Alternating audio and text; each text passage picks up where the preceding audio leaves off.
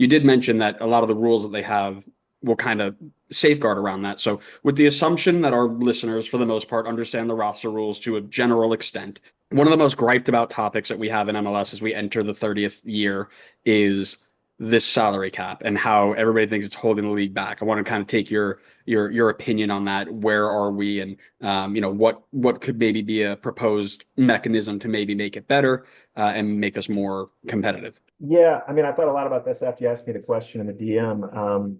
And yes, I mean, naturally, by definition, a salary cap is capping your spending, it's capping your ambition, it's capping how good of a team that you can put on the field.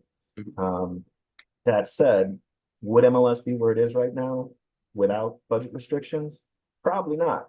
I mean, if you look back to when Don Garber took over in 99, 2000, you know, it was a bad 25-year run for American soccer. I mean, you had NASL fail, you had 10 years of really nothing being there.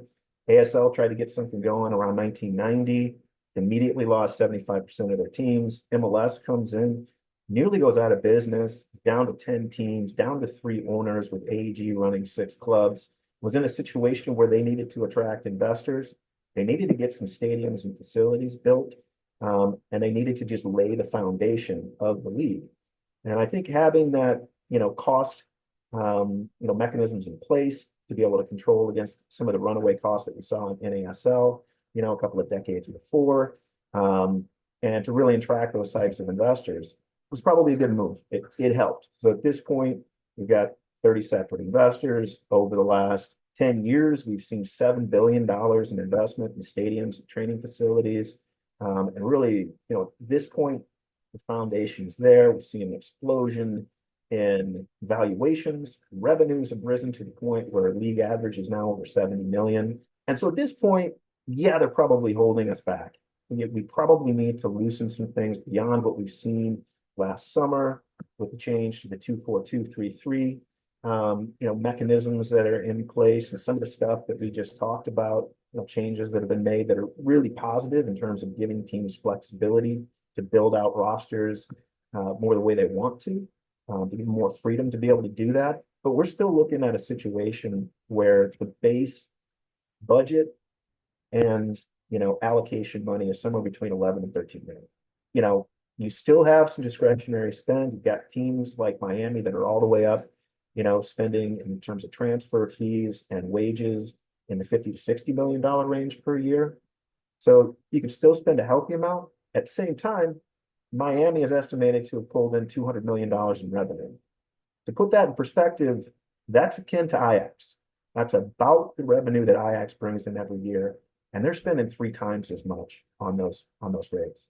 So are you stifling ambition? 100%. So there needs to be some changes. And probably the easiest thing, I don't think we're going to see this until the end of this CBA after the 2027 season, but probably what we need is to go to a floor and cap perspective with some, exceptions for DPs and U22s, or just some general exceptions to be able to go out and spend on, certain roster spots, whatever you want on the transfer side of things. That's probably the best way. And the reason that I say that is because MLS, another thing that's sort of happened over the last 5 years is accelerated, is we're seeing a tremendous disparity between what the bottom teams are taking in and what the top ones are. And we're seeing it right now with Vancouver. They've been put up for sale, and I think this is a big reason. Forbes estimated their annual revenue is only 25 million. You look at the other side of the equation, as I mentioned, Inter Miami had 200 million, LAFC at 140 million, and yet really the rules are put in place to protect the Vancouvers, the Dallases, the Chicagos right now. Hopefully they'll improve, but those are sort of the bottom level teams when you're looking at the revenue side of the equation. And the rules are really set up to protect them while maintaining parity. But it is really, putting a limiter on what teams like Inter Miami, like LAFC, like the Galaxy, like Atlanta United can really put on the field. And for sure, it's holding the league back in some ways. And hopefully in the next CBA, we'll see some major movement towards allowing teams more flexibility and being able to spend while still keeping an eye on parity, because I do think that is, an exciting part of the league, that you don't have situations like you do in Europe where you've got some behemoth going up against the minnow bunkers for 90 minutes, and you're just bored to tears. So, Yeah, when they come out, it's like, oh man, like I'll take last year's and like Sheffield United only lost 2-0 to Man City. What a game! Like, no, I don't want to walk out and be like, oh man, I'm so glad we didn't get beaten by 5. We only got beaten by 2. Like that's not really for me. yeah, had Um, 12% possession and pulled off one yeah, shot on goal. well, I'm an Everton supporter as well. We've got little Jordan over there, I think. Right. And I've stopped watching them because they literally get 20% of the ball. They sit in the entire game. They've got no idea what they're doing on the attack. Like it's not fun to watch anymore. And it's like, Yeah. oh yeah, like another crucial point in the like. I don't care for the point. Like, great. I want to watch good soccer, at least expansive and exciting. And again, maybe that's just me, but it doesn't really fill me with joy. But I couldn't agree with you more. I think when they came in from where we started, absolutely needed it. It is the reason we're here today. But have we crawled forward too slowly? I would say yes. I think you've got so much potential there. I think there are more eyes on the league than ever. And I think that it was really disappointing. It was back in December of 23, I think, when everyone was like teasing this, oh, coming into 24, Messi's coming in, like it's gonna blow up. And they're like, not really, don't expect anything. Right. They basically came out and was like, yeah, we're not going to do anything until, we're not going to do anything drastic. And it just lets you down because you're like, this is the time we want to do it. And you've got all these eyes on the league. And, I love the idea of the ceiling and the floor. I think at the very least, and maybe that then leads to a little bit of price inflation on some players. Like, oh, I'm going to take this, again, relatively mid guy. I'm going to toss in more money just to hit the ceiling, or the floor. But overall, I do think that that's a good way to encourage the correct investment, right? Yeah. We're not at a point anymore where we are trying to be protective for investment in stadiums or investments in academies or investment, that is kind of MLS 2.0, early 3.0 type of thing. We're now, in my opinion, entering MLS 4.0, where it's time to start ramping up a little bit. And I understand the hesitation because you've always got the NASL monster staring in the rearview mirror, right? Here I come. You're going to open those things up and everything's going to go down. But can we do it intelligently to increase this investment so that and again, you mentioned, I think you said it was around 11 to 13 million, right? In this market, in the football market today, 11 to 13 million is getting you 2 decent players, right? Maybe depending on where you're getting them from. So I like the idea that they came up with the different pathways to build your team and how you'd like to do it. But it does feel like if you just allowed them and we're going to get here to this next question in a second about the mechanisms, the GAMs, the TAMs, the U22s, the DPs, all this sort of stuff. It feels like if you were to just scrap it and get rid of it and give this freedom within a range of floor, ceiling, however you want to do it. You want to go buy 5 high-level players from Barcelona's over 40 team and then fill it with a bunch of homegrowns? Go right ahead. You want to go with a bunch of U22s that you can flip for profit in 2 years and move on from there? Go right ahead. You want to be Philly and buy nobody and somehow get put on a FIFA banned registration list? Go right ahead, right? Nobody's going to stop you. But instead of saying you can only do it this way or now this way or this way, allow it to be a little bit more free flowing. So I'll pass that question on to you. Is there a way that these MLS roster mechanisms can be improved or removed altogether so that people aren't showing up and using it as the excuse of like, oh, I just don't understand these roster mechanisms. I can't follow the league, right? Can we make those changes? Yeah, I mean, I think we're getting there slowly but surely. I think some of the transparency that's been added um, over the last year or so. Now we're seeing roster profiles being dropped. That's huge. We just saw the release of available GAM. That's a big deal.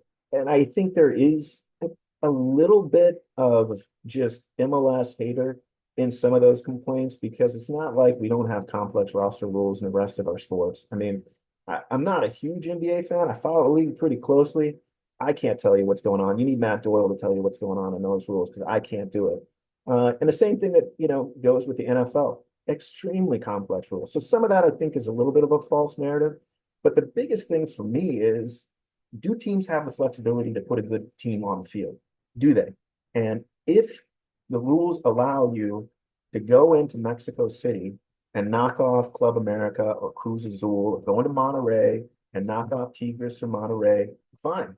If they allow you to compete with teams from Brazil, if you could feel like you're going into the Club World Cup and you're not walking into a complete buzzsaw where you're going to get embarrassed because teams just can't add.